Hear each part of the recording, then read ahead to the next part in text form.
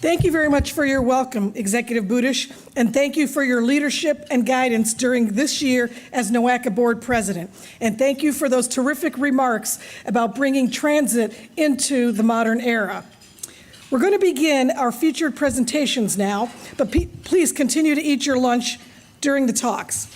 I'm going to start with a reflection on the past, the present, and then forging the future. Before we take a look at the future of transportation in our region, we must first reflect on the past and the present. As most of you know, this year is a very exciting year for NOACA. As I mentioned earlier, we're celebrating 50 years of planning and service to Northeast Ohio. Over the years, NOACA has evolved and grown into a vital transportation and environmental planning agency. NOACA works every day to meet this vision of strengthening regional cohesion, preserving existing infrastructure, and building a multimodal, sustainable transportation system in order to support economic development and enhance the quality of life in Northeast Ohio. That's a pretty terrific vision statement that our board adopted in 2015. It took them 18 months to work towards this in order to optimize the language and all of the goals and the objectives behind it. In 1968, a little further back, the world was changing rapidly. That's the year NOACA was formed. It was a year of triumphs as well as tragedies. Americans orbited the moon, and Boeing introduced the first 747 jumbo jet. Clevelanders elected the nation's first black mayor, our own Carl Stokes. Americans also mourned the loss of Reverend Martin Luther King Jr. and Robert F. Kennedy. Amongst the exult and chaos, Americans were building the largest public works project in American history, the construction of the interstate highway system. The roadway network brought great advances in our economy and our national defense. It also brought some unintended consequences, including eminent domain that resulted in the decimation of neighborhoods across America, including some right here in Cleveland. To right those wrongs, Congress created MPOs to ensure that regional planning was driving transportation decisions. And that's how NOACA came to be. It's amazing to think how far we've come in 50 years and where we might be in another 50. In April, a panel of transportation legends joined us at the City Club of Cleveland to regale us with stories of years past. We reminisced about transit improvement conceptualized in the 70s called the Duo Hub, some of you may remember, which later evolved into the RTA's Health Line. We heard about how ODOT created TRAC, an advisory council to prioritize and fund major investments. And we heard about the inception of NOACA's TLCI program, which is still working to improve livable and quality of life. Last month, we partnered with the Cleveland History Center to offer free admission to the Crawford Auto Aviation Museum. Former Executive Director Howard Mayer and I, Howard, by the way, was the longest Executive Director tenured at 23 years. I have a long way to catch up to him. Former NOACA Executive Director Howard and I were at the museum, and we got into the 1981 DeLorean right behind us, and we went back to the future. Which, by the way, the DeLorean, for many of you that are not familiar with the 1981 movie or are familiar with it, was made right here in Cleveland, Ohio. Which then takes us sort of to the present. This year has been another great one for us. We're making good on our long-term vision for the future by implementing projects around the region. This year, our capital program invested $62.6 million in Northeast Ohio. I guess that was just a Freudian slip. I wish it was B with a billion. But $62.6 million in Northeast Ohio. We improved 32 miles of roadway, rehabbed 5 bridges, replaced 32 transit vehicles, and much, much more. Our programs also awarded nearly $1.8 million in projects to serve older adults and individuals with disability. And we invested $47 million in 21 projects around the region aimed at relieving congestion, promoting active transportation, and supporting transit. By my count, not that I'm keeping track, that's $112 million in 1 year. And with our planning activities, NOACA's Transportation Asset Management Plan continues to be recognized nationally. We've put TAMP into practice this year by preparing pavement maintenance reports for 5 counties and 90 municipalities. Although they may not sound like something all of us would want to read, trust me when I tell you they're terrific. These reports outline various maintenance and repair scenarios to help communities better manage their road systems. And again, we're the first MPO in the country to do this. We're also helping traffic go with our STOP program, our signal timing optimization program that develops new signal timing plans for roadway segments or corridors by moving traffic more efficiently. And by just revamping 2 of those corridors last year, which was a pilot program, the results will help save 673,000 gallons of fuel, 6,000 metric tons of emissions, and save motorists 907,000 hours of sitting in traffic. STOP has been so successful that the board made it a permanent program, and we'll be doing 2 corridors every year. We've created a safety and operations unit to enhance our safety planning efforts. We've hired 2 new staffers with expertise in safety programs and safe routes to school programming. Keep an eye out for this group. There's more to come. New this year, NOACA is pleased to unveil its street supplies program, one that helps communities implement temporary transportation solutions. It's a library of materials and is free for communities to borrow from. We hope they return it too. In fact, we make you sign a contract to make sure you're going to return it. But the things that are in the library are paint, cones, benches, and more. And as a side note, you can check out our first street supplies project in action starting this evening at Euclid's Pop-Up Parkway on Lakeshore Boulevard. NOACA also continues to be a leader amongst its peer agencies. This year alone, NOACA secured 6 grants totaling over $1 million. We received the Auditor's State Clean Audit Award for Excellence in Financial Management. Our leadership and staff have been awarded and featured at various events and engagement, and we continue to grow our outreach through increased social media presence. Now, although planning for Northeast Ohio is satisfactory, if not outright exciting, and I say it's outright exciting, we're already seeing disruptions to that system. Electric vehicles, ride-sharing, scooters, increases in bikes, and more. Not to mention the autonomous and connected vehicles yet to come have forced us to re-examine our system, our network as a whole. We are knocking on the door of a truly revolutionary time in the world of transportation, which then takes us to the future. The 50th anniversary certainly has been a highlight of our year, but actually, I'd say this year was more about the year of the Hyperloop. We're excited to be partnering with Dirk Allborn and Hyperloop Transportation Technologies, who you'll hear from later. Support for a Hyperloop system has been widespread throughout the region.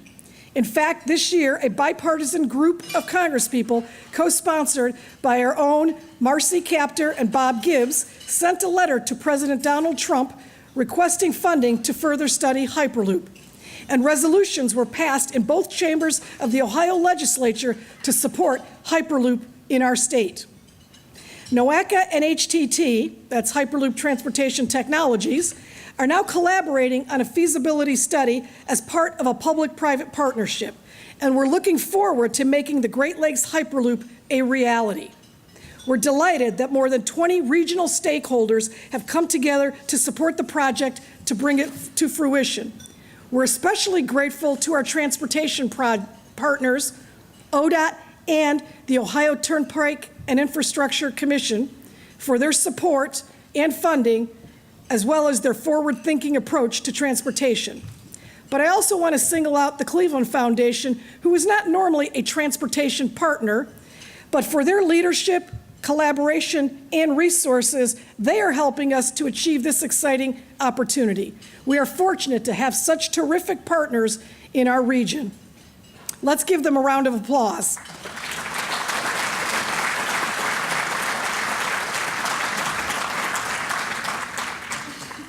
From Hyperloop to driverless cars to smart parking to connected vehicles to intelligent transportation system, be assured NOACA has its eye to the future of Northeast Ohio. But what specifically will we be planning and implementing in the next 50 years? Will advances in technology allow us to read or book or take a nap in our smart cars? I'm personally hoping for that one, to be able to do much more things like working longer hours. Or the need for a personal car, will that personal car be eliminated altogether as more people share rides? Could non-car commutes become the norm? Someday, I really think teleporting will be the answer and a reality. As mobile emissions are now the leading cause of the region's air quality issues, cleaner and greener modes of transportation must be a priority. As noted earlier by Board President and County Executive Budish, public transit is a vital and integral part of the region. Modernizing our public transit fleets, supporting electric vehicle infrastructure, and emphasizing alternative commute modes could drastically improve the overall health of our region. In the future, could electric vehicle infrastructure dominate? If so, where will you plug it in? Will we finally capitalize and leverage an asset that many cities our size would love to have? A large, well-built public rail system, and one that would take literally tens of billions of dollars to build today. To that end, NOACA's 20-year plan has identified a visionary, expanded network of rail service with a commitment to true regional growth, both population and economics. The visionary rail network could extend the current 37 miles of the system to 111, and the current number of stations from 50 to 162. Also extending outside of Cuyahoga County to Lorain, Lake, and Medina. And, of course, let's not forget the Hyperloop. Support for Great Lakes Hyperloop, as I mentioned earlier, has been widespread, attracting many, many, many folks. In the future, could the Great Lakes megaregion be served by multiple Hyperloop routes? Will the network be a reality? With regards to the economy and manufacturing, one of our strengths in Northeast Ohio, will we be to Hyperloop, or can we be to Hyperloop what Detroit was and somewhat still is to the automobile? Detroit's the Motor City. Could we be the Hyperloop city? When we think about the future and unanswered questions, some might say, I'm not so sure. Why Cleveland? Why should we be the experiment? Why should we put ourselves forward? Some have said exactly that. Why us? Shouldn't we wait? Some have expressed concern about the technology of the future leaving some people behind. I want to make the point that NOACA is an organization that has dedicated much effort to equity, including our groundbreaking Urban Core Communities policies adopted originally by the board in 1999 and reframed and reinvented in 2015 and 16. Knowing that transportation is the foundation for economic opportunity, NOACA has worked towards a transportation system that allows access for all people. Our objective is to provide freedom of choice to all people so they can access jobs, schools, doctors, and improve the quality of life for themselves, their families, and their communities. That being said, I understand the doubt. I'm regularly reminded when I think of equity and future of transportation, particularly things like the Hyperloop, of a poem by Gil Scott-Heron. How many of you have heard of Gil Scott-Heron? All right, so you know he did a lot of work in the 60s and 70s around civil rights and other issues of the times.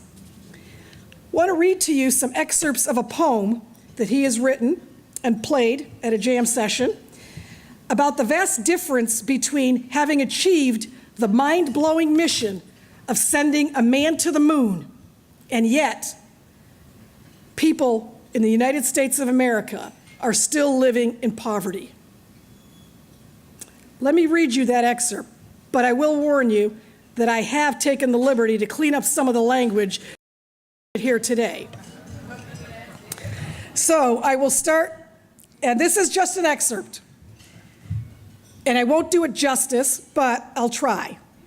A rat done bit my sister Nell. Her face and arms began to swell, and yet a man's on the moon. I can't pay no doctor bills. They just upped my rent last night. The price of food is going up. And as if that all wasn't enough, a rat done bit my sister Nell with a man on the moon. Was all that money I made last year for a man on the moon? You know, I've just about had my fill. I think I'll send these doctor bills airmail special to man on the moon. The first time I heard this, I immediately said, who is this? And my husband, who dutifully supports all things transportation and NOACA and other related, found me the CD and sent it to me. And I listen to it regularly just so I don't forget. And I know we're really looking at success, future, transportation, technology for everybody, access for all. So thinking of this poem, especially when we now are thinking about driverless cars, intelligent transportation systems, and yes, even Hyperloop, I think as transportation technology evolves, yes, NOACA must evolve. But there's no reason we have to leave anyone behind. Please know that NOACA will always, it's part of its mission, it's part of its board agenda to strive for equity in its transportation planning efforts. So now I say, why not Cleveland? Cleveland is a city of innovators, creators, and pioneers. The first traffic signal was invented here. Cleveland was the first city to connect its airport to downtown using transit, rail. Cleveland's airport was the first municipally owned international airport when it opened in 1925, with Amelia Earhart there to help Mayor Hopkins cut the ribbon. That's pretty impressive. And considering that we're such control freaks here in Northeast Ohio, 5 years later, in 1930, we built the nation's first air traffic control tower. Cleveland has been home to many firsts, so I ask you again, why not Cleveland? Why not Cleveland to Chicago in under 30 minutes? Why not invest in something truly revolutionary and groundbreaking? Why not take a chance at improving the economy? And why not be leaders in a new form of transportation? Think as we embark on this journey together. Thank you.